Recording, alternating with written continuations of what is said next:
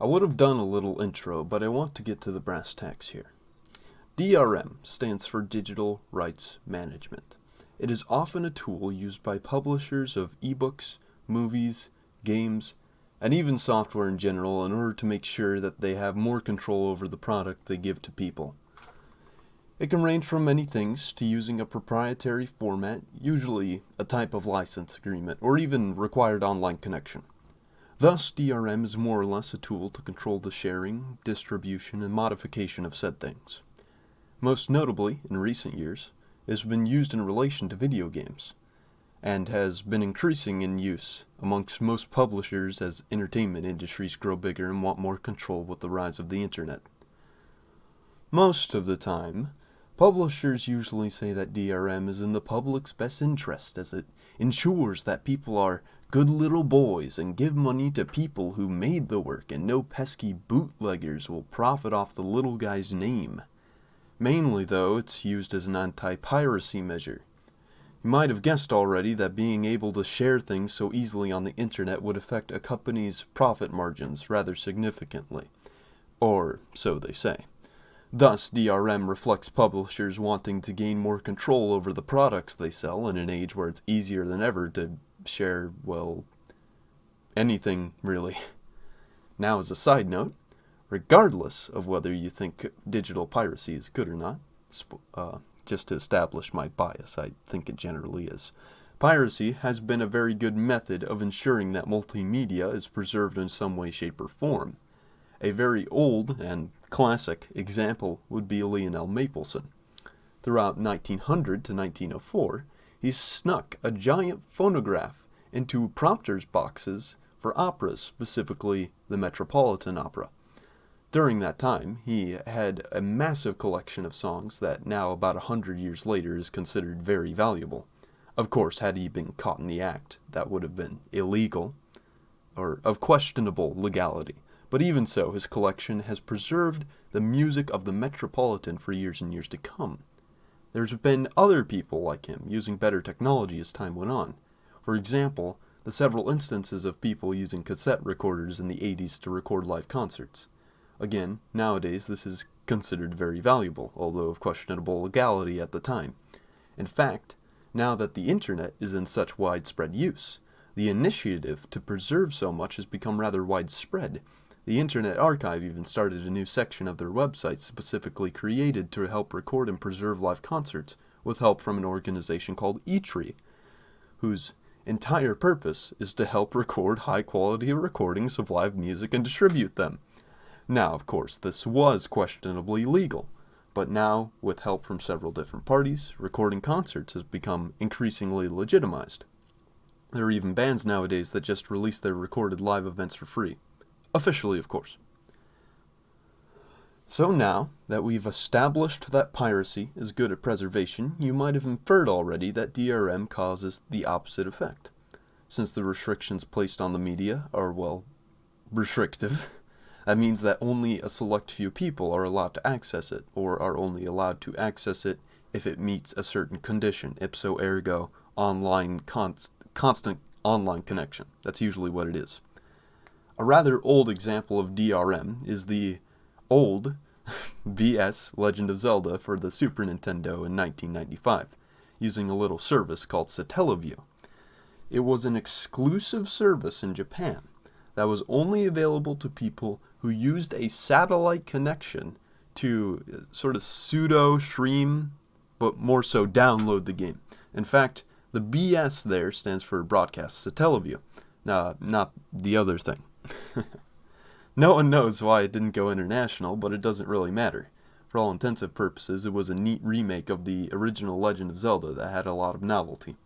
Nowadays, it's actually possible to play it with a modified form that's completely offline, but the original version of the game will never really be preserved, along with similar games that released on the Satellaview. You might say, well, that's fine, it's only an online game from the 90s, things can't last forever. Then I'd love to inform you that you are wrong. That's apparent from the fact you can still play a modified form of it to this day, but even so, games that no longer have functionable, fully featured online multiplayer have found a way, through software emulating local play or even LAN play. In fact, many games now find preservation through those emulators. So these things have still found preservation, but again, that's more in the hands of those who genuinely care about their preservation. Usually those oh so pesky pirates. Ugh. Now yes, I am listing out these solutions, but there's still a larger problem here. That is that DRM today is much more enforceable than it was in the 90s. It's relatively easy today to hack into a Super Nintendo ROM, but when DRM is baked into a gigabyte plus game, even just like a 1 gigabyte plus game, that is more recent, that's a bit harder to chew. A recent example would be the new Hitman games. Not that they're just a gigabyte, but they require a constant internet connection to play. In fact, I believe the third game and possibly the others require the saves to be made online. Forgetting for a moment the possible privacy breaches that DRM might incur, locking the saves behind a required internet connection obviously means the game can't be played offline, which might end up being a big problem even in the short term, as no Wi-Fi connection is perfect and there can be a lot of technical issues, especially with modern games. And being honest here, studios come and go, and so do corporations. At the end of the day, they usually care more about making a buck than any preservation initiative, which leaves archivists and fans to fend for themselves, usually having to go into a rather gray legal area because of all the licensing and whatnot. My point here being that companies and the people who typically sell software and entertainment usually will not try to preserve it in the process. Now, sometimes preservation is easy, especially more nowadays, that these initiatives have just grown to a point where they're very polished, such as those emulators. But other times, it can just be insanely hard, such as arcade emulation. A lot of arcade games are getting emulated nowadays, but it's a very slow process considering that there were many different arcade cabinets with a lot of varying hardware and not a lot of arcade cabinets to go around, creating a very tough situation for preservation. Now, imagine if there was a key and padlock on every arcade cabinet from years past that the companies had that no one else could access, only for it to be pretty much lost years later because those companies had legal issues or went bankrupt. Well, I guess that's a legal issue too. Now that source is lost to time and is increasingly harder to access. That's basically what DRM is. It just makes it harder on everyone and locks away good resources to just rot to time.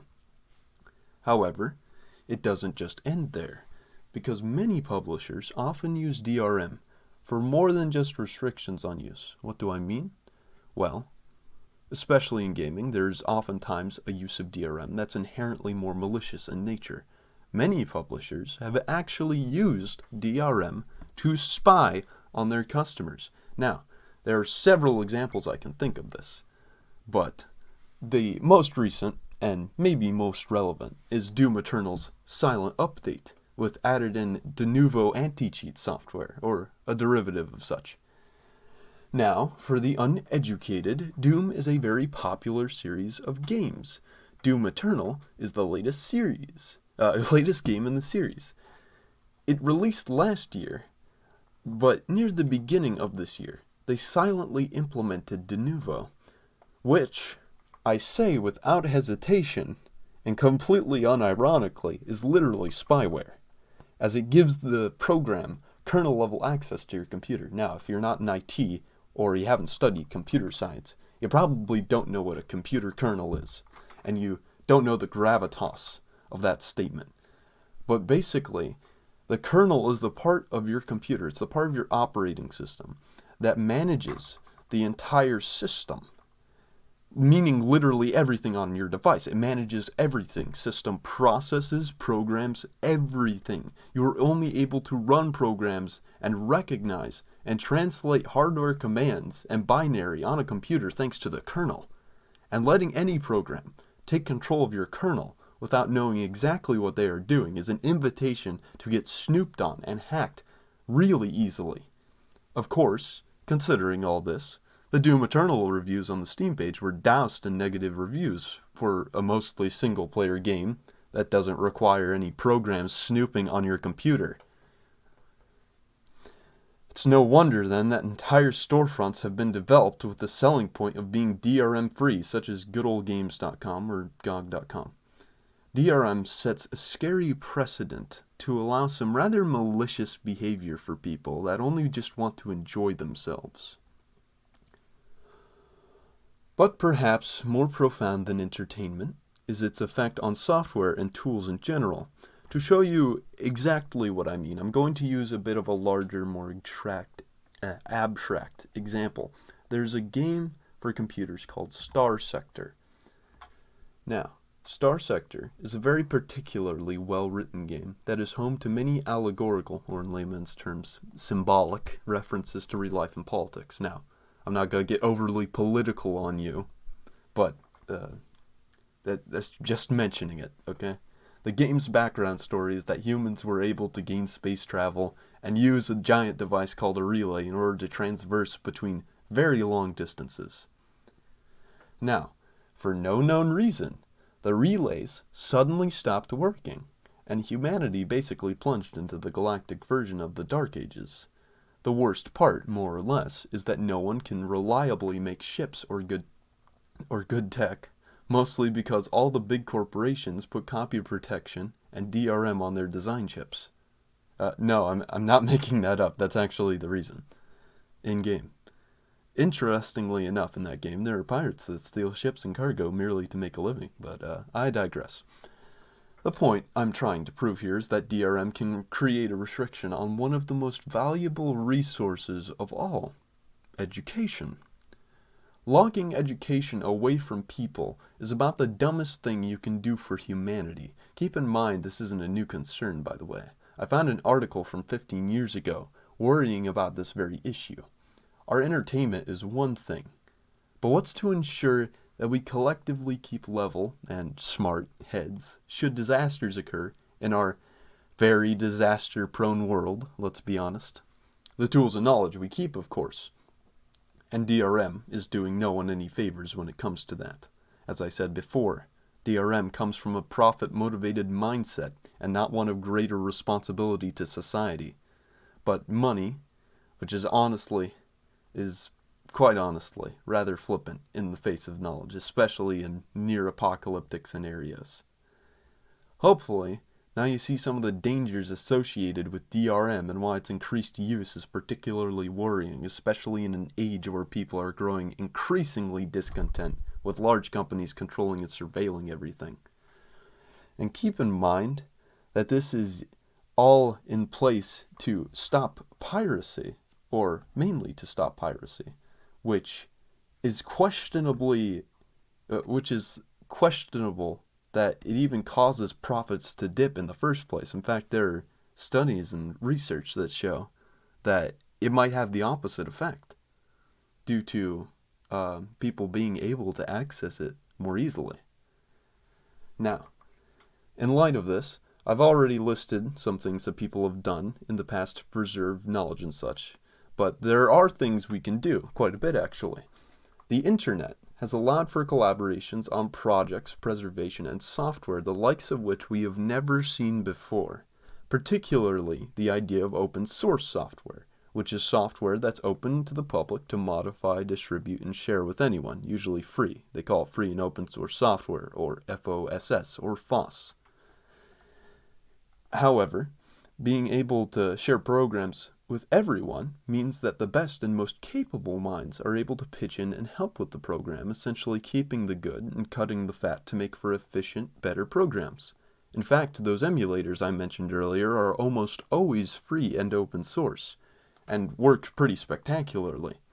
Better yet, being able to see how it functions and being able to modify it makes sure that malicious activity directed toward the user is able to be rooted out, such as kernel-level system access, or sending logs to some company.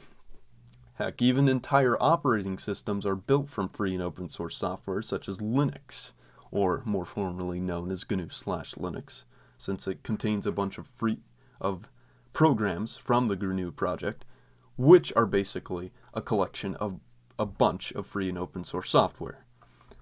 Of course, if you have concerns about preserving movies and such, then it's not too hard to just go on to Netflix and use a screen recorder. I mean, that's so easy. They can try and restrict it and do all that, but any average Joe can do it. If you like physical copies or just want to support a certain company in general, the Criterion Collection is, in particular, does a very good job at preserving movies and keeping them in good quality. As for games, I previously mentioned GOG.com, which also preserves and even fixes and updates old PC games for modern hardware. The most recent example of this is the Metal Gear Solid one, and 2 ports to PC. Itch.io also offers DRM free games as well, so if you want to buy from them, you're welcome to. For music, Bandcamp still offers music downloads in good quality, plus streaming, and usually have a great selection of artists. Of course, if you're poor or something and don't have a lot of expendable income, there's always the option to sail the binary seas, so to speak. Usually that requires torrenting, which, if you're familiar with Napster, it's like that but better. It's a fantastic way to preserve anything, actually, as it requires no centralized server to download from and is able to be shared very rapidly and consistently. I'll link some torrent clients along with some other things I mentioned in the description. In conclusion, I hope you learned more about DRM in this video than what you knew previously.